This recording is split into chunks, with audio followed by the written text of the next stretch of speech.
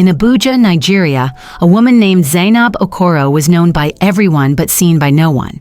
She was the most famous wedding planner in the country, and her company, Okoro Weddings, was considered the best. Her weddings were flawless, and people said you couldn't have a perfect wedding without her. The thing that made her even more popular? No one had ever seen her face. The more people didn't know her, the more they wanted her. Brides from all over the country lined up to have Zainab plan their wedding, no matter the cost. Some paid in full even before they met her. Others saved money for months just to get a chance to book her services. But there was a rule. You could never meet Zainab. You could never speak to her directly. All the planning was done through Mr. Durojaye, a man who worked for Zainab. He was formal, strict, and made sure everything was followed perfectly. He sent out the contracts with bold instructions saying that all decisions were final. Kami, a young media star, had just gotten engaged.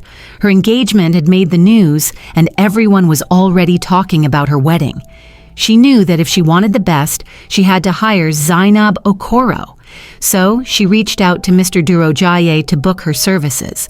As expected, Kami never spoke to Zainab.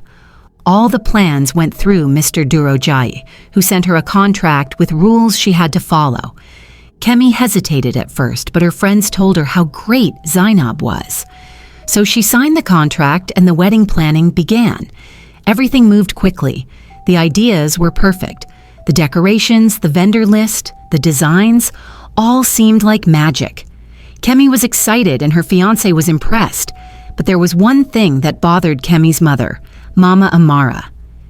"Mama, we are having the best wedding ever," Kemi said, showing her mother all the planning details. Mama Amara was not so excited.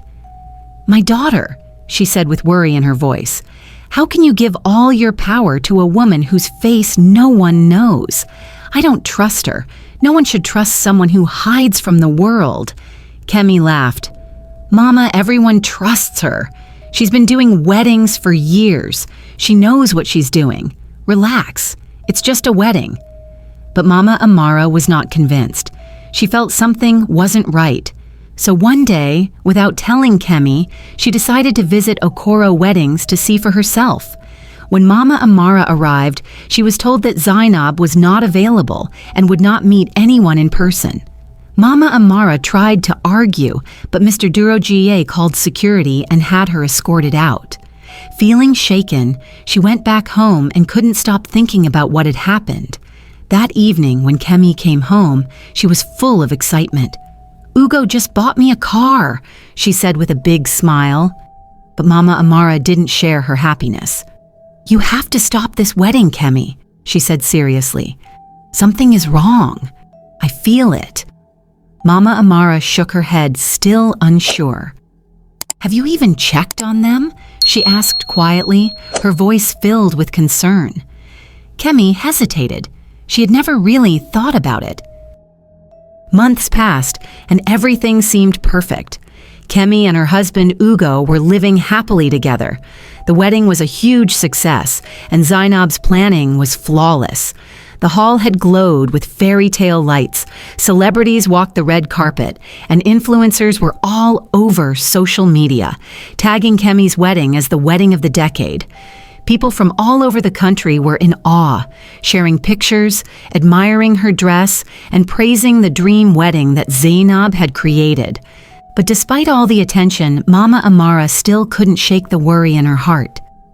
For a while, she let it go, thinking maybe she had overreacted. She saw how happy her daughter was, how deeply in love she was with Ugo, and how peaceful their life seemed. Kemi had even decided to wait a year before trying to get pregnant, something Mama Amara had agreed with, wanting her daughter to bond with her husband first. Everything seemed normal. But then, one day, Kemi's colleague, Tina, was found dead. She and her husband were discovered in their bed, both having died peacefully in their sleep. There were no signs of struggle, no illness, nothing out of the ordinary. The news came in the morning while Kemi was making breakfast. At first, she thought she had misheard, but when her phone started ringing non-stop, she realized it was real. Tina and her husband were gone. Suddenly, the world felt like it was crashing down. Kemi dropped her cup of coffee in shock, and the ceramic shattered on the kitchen floor. Her heart raced. She remembered something. Tina was about to celebrate her 10th wedding anniversary. Kemi rushed to Tina's social media profile to check the date. That day marked Tina's 10th year of marriage, and now she and her husband were dead. Her hands shook as she called her mother.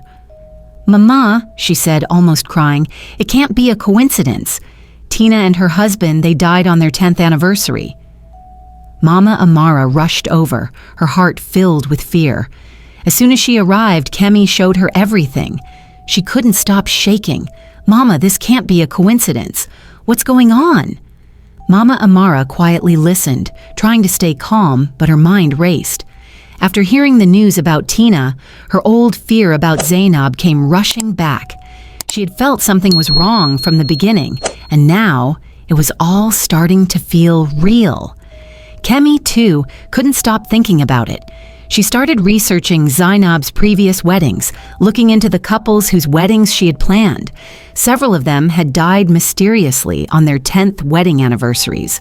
One drowned during a vacation, another perished in a house fire. The dates and patterns started to add up, and a chilling thought ran through Kemi's mind. Had Zainab planned these weddings too? Her heart sank as she scrolled through article after article. Each couple had something in common. They all had died on their 10th anniversary. The realization sent a cold wave down her spine. She turned to Mama Amara, who was now praying quietly in the corner of the room. Her voice trembled as she spoke. "Mama, could it be true? Could Zainab really be behind all this? Is she not just a planner, but something more?" Mama Amara stopped praying and slowly opened her eyes. She looked at Kemi with a heavy heart. "Zainab didn't just take your money, my daughter," she said quietly. "She took something from you and every couple she's planned for. And if you don't act fast, something terrible might happen to you too." Kemi couldn't stop shaking. The truth had gripped her like a vice. Her fingers trembled as she scrolled through article after article, piecing together every wedding Zainab Okoro had ever planned. Each name, each couple, all died on their 10th anniversary. No illness, no signs of trouble, just dead. It was becoming clear that something sinister was going on. She closed her laptop and stared at the screen in disbelief. "This can't be just a coincidence," she whispered to herself, her voice tight with frustration. She turned to Ugo, who had been watching her from the doorway, his face full of concern. "Ugo, I found 6 couples. 6. All of them dead on their 10th wedding anniversary," Kemi said, her voice barely a whisper. "They had no health problems, no signs of a struggle, just like Tina. They just died. Like that." Ugo walked over to her, his eyes soft with concern but tinged with doubt. "Kemi, I get it. You're scared. Tina's death shook all of us. But don't you think you're overreacting? Maybe you're tying everything together just because you're worried the same might happen to us." Kemi's eyes filled with tears, and she reached for the wedding contract. Her hands were shaking as she handed it to Ugo. "We need to read this. Look beneath the cancellation policy, Ugo. Look at the fine print." Ugo scanned the contract. His face was calm, but then his eyes widened as he read the words. "I've read this before, love. I was there when you signed it," he said, trying to ease her tension. "No," Kemi said, her voice trembling. "Look at the part beneath, the fine print in gray ink. It says, 'By accepting this agreement, you and your spouse are guaranteed 10 years of marital bliss. After the 10th year, the balance will be collected in full. No appeals, no escape.'" Ugo froze. His hand fell to his lap, and he stared at the paper, eyes wide with shock. "What? What is this?" he asked, looking up at Kemi, both of them too stunned to speak. "We need to report this to the police," Kemi said, her voice urgent and scared. Together, they went to the police station and explained the situation. They showed the officer the contract and told him their fears, how every couple who had worked with Zainab Okoro seemed to die mysteriously on their 10th wedding anniversary. The officer, after looking at the contract, looked confused. "I don't know what to make of this. It just looks like an odd contract. You're not the first ones to come forward with suspicions about this wedding planner, but there's no concrete evidence to file a case.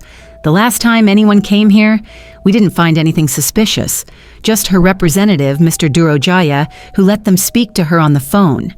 Kemi and Ugo tried to convince him of the danger, showing how the contract wasn't about money. It was about something much darker. It's not about money. The balance they talk about means our lives. It's a curse. Every couple she's worked with, they all die after 10 years. All of them. The officer sighed, leaning back in his chair. "You know how many strange contracts people sign every day? If there's nothing illegal happening, I can't help you. If you're that worried, maybe you should go to a church because this sounds like some sort of juju. And you know, juju doesn't get the police involved." Kemi's heart sank. She had hoped the police would take her seriously. But they had dismissed her just like that. They left the police station both feeling defeated. Kemi's fear deepened as she realized the police wouldn't help them. Hours later, sitting in her living room, Kemi continued her research. She couldn't stop thinking about the 10-year curse. After hours of searching, she found an article buried deep in the search results. It was written by a woman who had tried to warn others about Zainab Okoro. The woman's post talked about how Zainab's decision to hide her face wasn't just for mystery. It was part of a dark goal. But the comments under the post were mostly hateful, bashing the woman for spreading lies about their favorite wedding planner. However, one comment caught Kemi's eye. It was posted anonymously, 3 years after the article went viral. It read, "If Zainab Okoro ever planned your wedding, burn everything she gave you. Don't just burn the items, burn the memories. She marks her couples with gifts, especially the wedding veil and the groom's tie. If you want to know who Zainab is, go to the old house on Baker Street. You won't miss it." Kemi's heart raced. She remembered the veil and tie Mr. Durojaya had insisted were part of their gift for choosing Zainab's services. It had seemed like a nice gesture at the time, nothing strange. But now it all felt wrong. The gifts were evil. Kemi's hands trembled as she grabbed the veil and tie. The feeling of fear and panic overtook her as she rushed outside, carrying the items she had never wanted to wear again. She was afraid, but something inside her told her that getting rid of these gifts was the only way to break the curse. She reached the backyard where a metal drum awaited. The flames crackled to life as she threw the veil in first.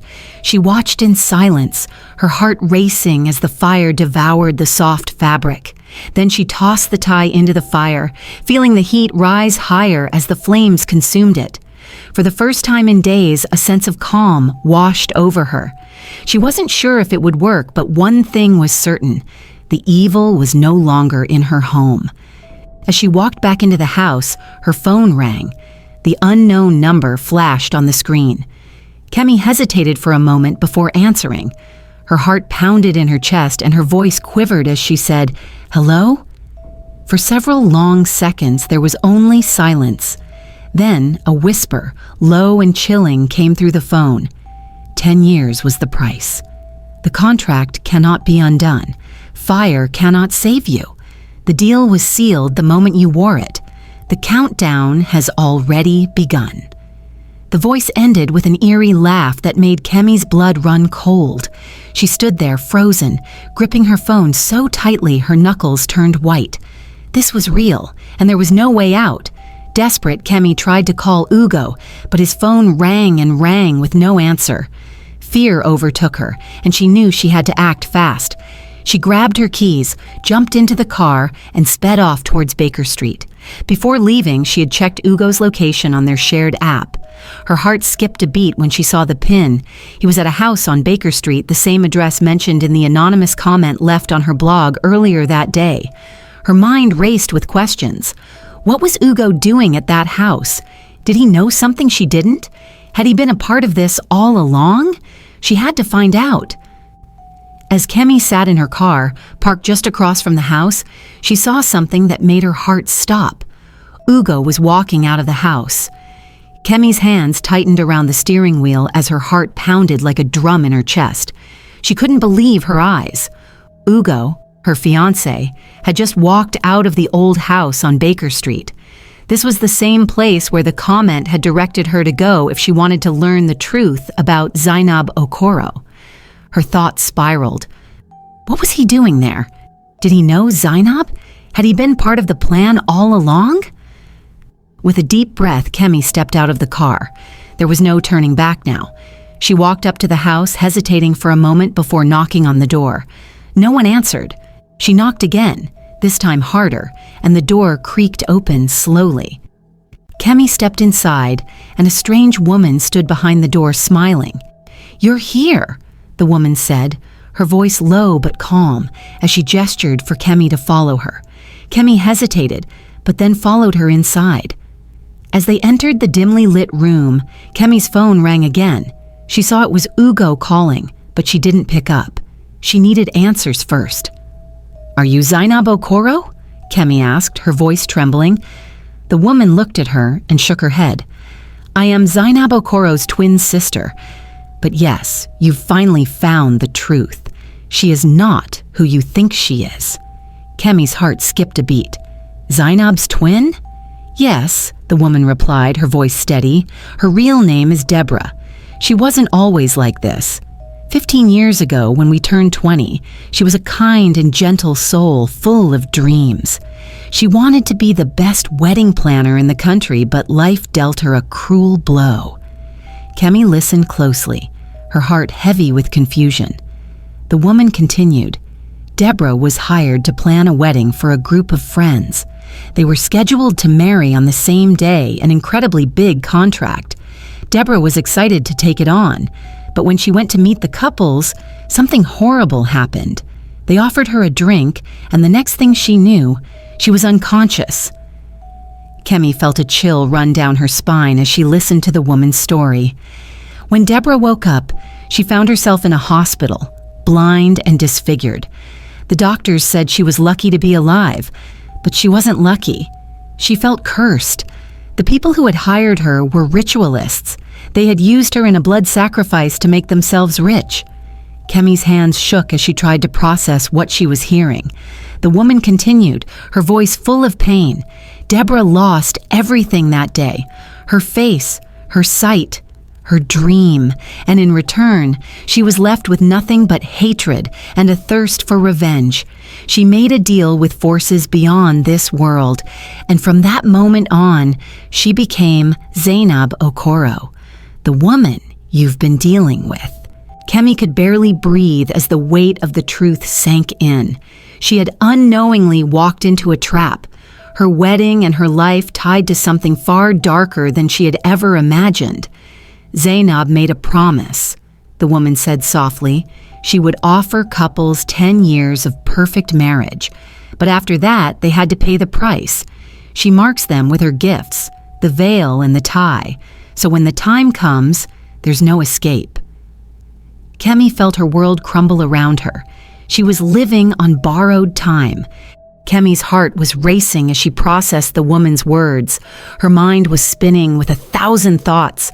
Zainab Okoro's dark past, the veil, the tie, and the unsettling feeling that everything she had believed was a lie. She felt trapped in a nightmare that wouldn't end. Zainab? Her name is Deborah? Kemi's voice was a mere whisper. And she made this deal with dark forces? The words tasted foreign on her tongue. The woman nodded, her face soft with sorrow. Yes, Deborah wasn't always this way. She was a sweet, hopeful girl who only wanted to help people create beautiful memories. But after the ritualists took everything from her, she lost herself. The pain she suffered turned her into something unrecognizable. Zainab Okoro is just a shadow of the woman she once was. Kemi's mind raced. And the veil, the tie, these are symbols? Her mark? The woman's bitter smile deepened. Exactly. When Deborah became Zainab Okoro, she vowed to make the world pay. Every couple she planned for would have a perfect marriage for 10 years. But when that time is up, They would be forced to pay the price for trusting her. She paused, her eyes growing dark. The veil and the tie were her way of marking her victims. Once they wore them, the countdown began. Kemi's breath caught in her throat. The countdown. She could feel it, like a clock ticking away the precious time she had left. Her mind was flooded with fear. "What do we do?" she whispered. "How do I stop this?" The woman's face softened with pity. "There is only one way. You need to find the people responsible for what happened to Deborah, the ones who used her in that blood sacrifice." She leaned in closer. "They must come and ask for forgiveness." Kemi felt a shiver run down her spine. "Who are they? Where do I find them?" she asked, her voice shaking. The woman shook her head. "I don't know their names, but I do know one thing. One of them has a tattoo, a unique one, with the number 1159. Kemi's heart skipped a beat. The tattoo. She'd seen it before. 1159, she repeated, her voice barely above a whisper. The woman nodded. Yes, it's the key to everything. Once you find them, only then can the curse be broken. Kemi's mind raced as she left the old house, her heart pounding in her chest. 1159. She knew that number. It was the same number tattooed on Ugo's arm. The same Ugo who had been by her side through it all. The man she had trusted with her life. As she drove home, her mind was a whirlpool of emotions. What did it mean? Was Ugo involved in this dark past? Had he known all along? Could it be that her own fiancé was part of the very thing she was trying to escape? When she arrived home, she felt as though the walls were closing in on her. Her body was exhausted, but her mind refused to rest. She needed answers, and she needed them now. She paced back and forth in the living room until Ugo walked in. "Where have you been?" he asked, his voice soft but full of concern. "I've been calling you for hours." Kemi turned to face him, her heart racing. "Ugo," she said, her voice trembling. "How could you keep this from me?" Ugo stared at her, confused. "What are you talking about?" Kemi's eyes filled with tears as she stepped closer. "I know about Deborah, and I know about the tattoo. You have the tattoo. What does it mean, Ugo?" Ugo's face paled as Kemi pointed to the tattoo on his arm. He swallowed hard and sat down. After a long silence, he finally spoke, his voice low. "Kemi, I swear I had nothing to do with any of this. I didn't know." Kemi stared at him, waiting for him to explain. "Ugo, explain the tattoo! Tell me everything!" Ugo leaned forward and took a deep breath. "Many years ago, back when I was in university, I had a friend named B. He was wild and adventurous, always dragging me into things. One day he dared me to get a tattoo. He said it symbolized living life to its fullest, that 1159 meant we should live as if we had only 1 minute left to live. I was young. I wanted to impress him, so I did it." Kemi's hands shook as she processed his words. Ugo continued, his voice growing strained. "A few years later, B came to me with an offer. He said we could get rich through something called spiritual elevation, blood money. He had met some people who could help. They were planning a big sacrifice." Ugo's face twisted in disgust. "I said no, I walked away, and I never spoke to him again." Kemi's breath caught in her throat. "Then why do you still have the tattoo?" she asked, her voice breaking. "I didn't think it mattered," Ugo replied softly, "but I never got it removed. I didn't think it would come back to haunt me." Kemi stared at Ugo, her mind racing with this new information. "What did B do? What happened after you walked away?" Ugo looked down, unable to meet her eyes. "I don't know. We never spoke again after that. I buried that chapter of my life. But, Kemi, the tattoo, it's just a reminder of that foolish time. It doesn't mean anything now." Kemi sat down, her heart pounding. She couldn't understand. Was Ugo part of this curse? Had his past come back to haunt them? The guilt in his eyes told her he had nothing to do with it, but the tattoo and the curse still had her questioning everything. Her phone rang again. It was Ugo's number. She answered it, but no words came through, just heavy breathing. Then a voice she didn't expect. "It's too late now. You can't escape what has already begun. The countdown is already in motion." Kemi's heart sank.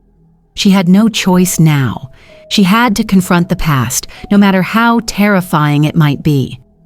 Ugo agreed to take Kemi to Bia's house. He believed Bia might know something. Bia had been married for almost 7 years, the last one of his friends still alive. The others, all married around the same time, had mysteriously died on their 10th anniversaries. Their deaths unexplained, peaceful but eerie.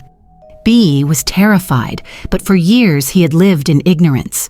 He didn't know that Zainab Okoro, the wedding planner they had all used, was still out there, plotting her revenge on the very people who had ruined her life. Kemi's voice broke through his thoughts as she faced him, her expression hard with anger and fear. "You've had 7 years, Kemi told him, her voice firm but pained. "But now you have just a few years left. If you don't make things right with Zainab, then everything will continue to unravel. So many people have already died because of your actions. My husband and I could be next if you don't act." B's face turned pale. He felt the weight of her words settle heavily in his chest. The guilt that had always lingered at the edges of his conscience now gnawed at him like a relentless hunger. "I didn't know," he whispered, the fear evident in his voice. "I didn't know it would come to this." Kemi didn't offer him sympathy. She just stared at him, her eyes cold with the truth. "You're responsible.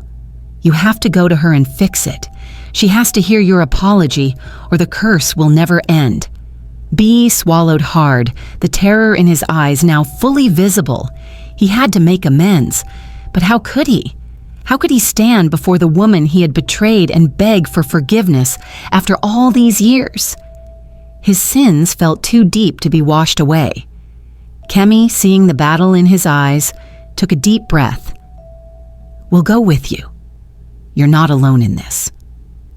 They arrived at the old house on Baker Street, the same house that had once been home to the darkness that consumed Zainab. As they walked up the path, B's legs wobbled beneath him. He had no idea what awaited him inside. Would she even allow him in? Would she listen? As they entered the dimly lit house, Kemi noticed Zainab's sister standing by the door. She didn't say a word, just gestured for them to follow. Kemi could feel the tension in the air, thick and suffocating. Every step felt like it was leading them deeper into a trap. Inside, the room was shadowed and silent, except for the distant sound of breathing. And then she appeared, Zainab.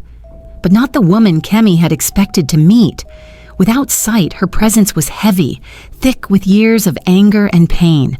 Her body was cloaked in layers of silk veils, and Kemi could feel the air shift as she moved, every step laden with the weight of her vengeful journey. "I didn't know you were alive, Deborah." B's voice was broken but cold as he rose from the chair. The room felt like it was closing in as Zainab stepped closer. "I thought you died that day. I was a fool. I was greedy. We used you, lied to you, hurt you, all for temporary wealth. Look at what it cursed. My friends are all gone and I haven't slept peacefully in years." B couldn't hold back. His knees buckled and he crawled toward her.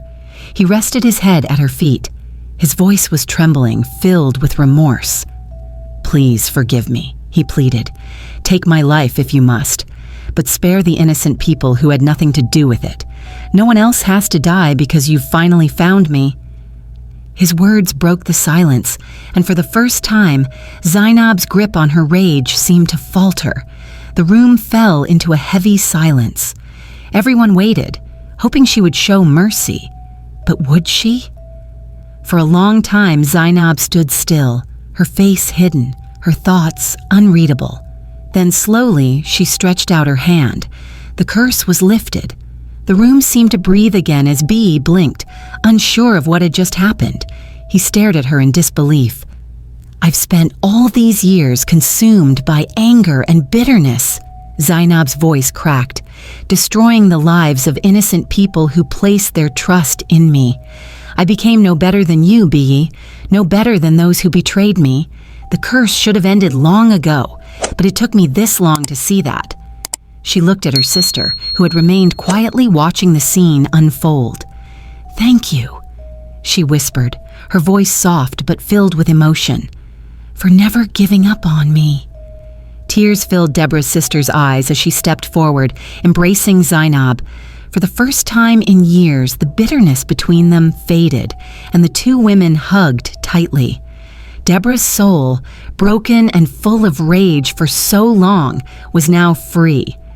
Kemi stood there, heart racing, feeling the weight of it all lift. Ugo was safe. They had all been spared.